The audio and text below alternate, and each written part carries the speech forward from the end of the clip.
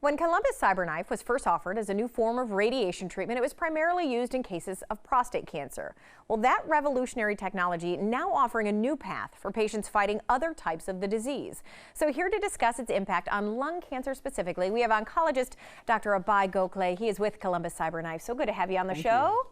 All right, so let's first start by talking about the basics of lung cancer. What exactly is happening? And I feel like sometimes we don't realize how many people are suffering from this. A cancer is essentially a group of abnormal cells that can attempt to grow uncontrollably. So in the case of the lung, when that growth occurs, it can kind of impact the function of the lung, and in the worst case can spread to other parts of the body.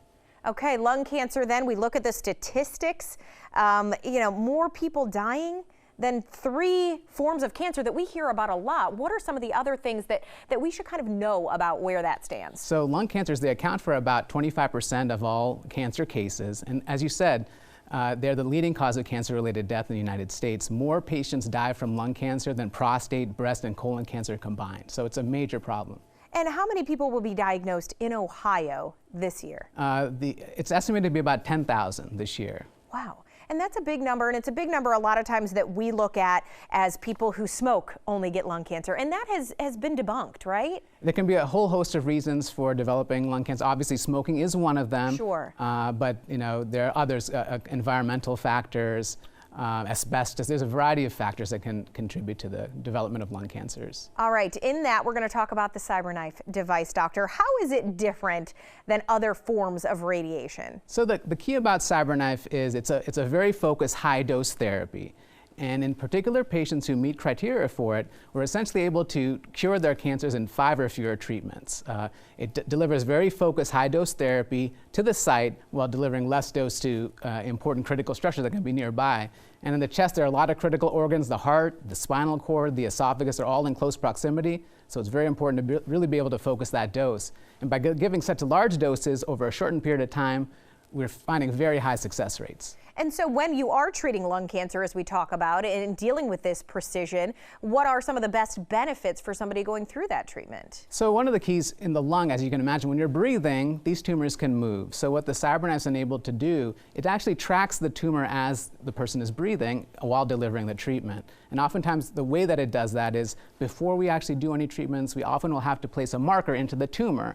That marker is what the machine uses to track the tumor as the patient breathes. That's so interesting, yeah, that it actually can be that precise, down to that degree. I will say many cancer patients, myself included, right, we always worry about recurrence. Of any type of cancer, right? You kind of are on your guard for the rest of your life in many cases. So explain, of course, what that is and how kind of CyberKnife can be used to treat that. So sure. So many patients, as their initial treatment for their lung cancer, it could be a combination of a variety of therapies, surgery, radiation therapy, or chemotherapy. And as you said, unfortunately for some patients, that cancer can return. And when that happens, we have to sort of evaluate what variety of options they have available. And sometimes that can be CyberKnife treatment, where traditionally, if a person had radiation before, it was very difficult to give additional radiation. Right. But now with CyberKnife, such focused therapy, in certain patients, we can actually re-irradiate an area by really focusing on the site of the recurrence, and again, limiting dose to both critical organs as well as organs that received radiation prior.